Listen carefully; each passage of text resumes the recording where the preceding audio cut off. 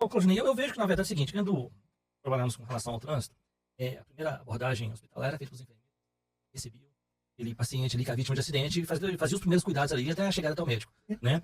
E eu falo o seguinte, já eram heróis anônimos. Mas com a pandemia, mostraram quem eles são, na verdade, né? Na hora que o Brasil mais precisou, eles estavam presentes.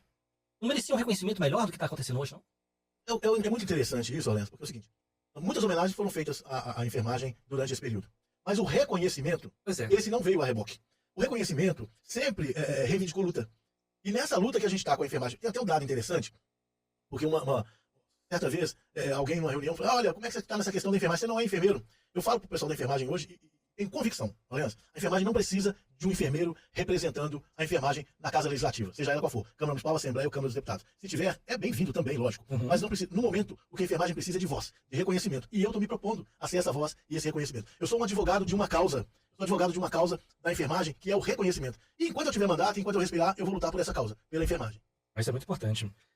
Quais são os maiores desafios para que esse pagamento realmente ocorra de fato, né?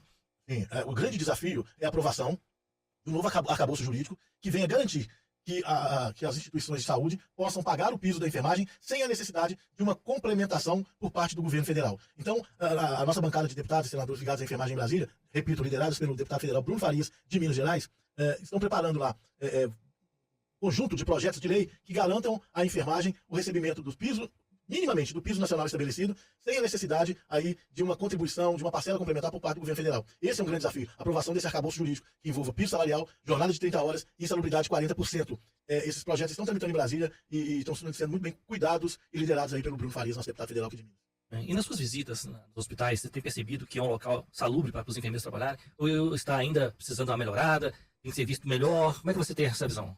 Muitos problemas. Muitos problemas por onde a gente passa. Podemos pontuá-los aqui? Podemos. Nós temos aqui, por exemplo, excesso de paciente por profissional. Então, um profissional de CTI, por exemplo, 3, 4 pacientes para uma técnica, para uma enfermeira com uma equipe de técnico, que atende um técnico para cada 3 pessoas, 4 pessoas. Isso é uma aberração, não pode acontecer. Certo? As acomodações de descanso... Uma reclamação delas também, isso aí? É uma reclamação permanente. Permanente. Acomodações de trabalho inadequadas, insumos extremamente escassos em boa parte da rede hospitalar. Isso eu não estou falando de Belo Horizonte, eu estou falando do Brasil. Tá? Em Belo Horizonte a gente tem detectado isso como uma amostragem, né? Sim. Então, assim, a questão das condições de trabalho, excesso de trabalho, assédio, né? Então, assim, nós temos várias questões... Assédio também? Assédio, muito assédio, registrado em vários hospitais. Como é que elas lidam com a questão de assédio? Lida no dia a dia, mais uma vez, na superação, como a enfermagem sempre foi. A enfermagem trabalha com a superação. A enfermagem ela é mais do que uma profissão. Né? Ela é um galardão, ela é não é só uma vocação, é para além da vocação. O que remunera é o galardão. A enfermagem ela luta todos os dias contra todas essas situações. Porque você pode ver essa situação localizada em um ponto de uma determinada profissão, sob a perspectiva de uma outra profissão, mas a enfermagem tem isso o tempo todo. A enfermagem lida com gente. E a gente sabe que lidar com o ser humano é um complicador, ainda mais um ser humano que precisa de ajuda do ponto de vista da saúde. Então, assim, são muitas questões que a gente tem abordado, conhecido, combatido aí nessa defesa intransigente dos direitos da enfermagem. Entendi. E com relação, nós sabemos que esse grupo de profissionais trabalha com vida e morte o tempo todo. Existe um acompanhamento psicológico para receber esses profissionais? Por conta deles, né? Por conta deles? Por conta deles.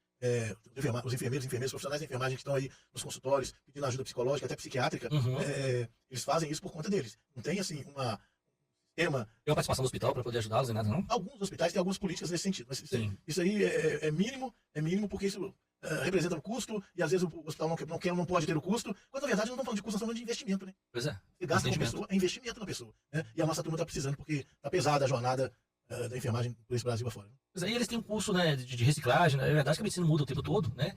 E eles têm esse curso de reciclagem, esse tratamento da reciclagem do profissional? Leandro, nesse ponto, há de se enaltecer muito a atuação do sistema COFEM, né? Que é o Conselho Federal de Enfermagem, através dos CORENs. Pode falar, né? Porque assim, o que chega de preparação, de reciclagem, de qualificação desses profissionais, chega em grande medida via Conselho de Enfermagem, né? A enfermagem, ela está organizada em Belo Horizonte aí em 3 sindicatos, né? Um com mais atuação do que os outros 2, porque a base territorial dele é maior, abrange um maior número de profissionais e tudo, mas realmente também nós, enquanto sistema, estamos deficitários no sentido de requalificar e treinar o pessoal da enfermagem que está trabalhando aí nas linhas de frente dos hospitais. Muito bom, muito bom.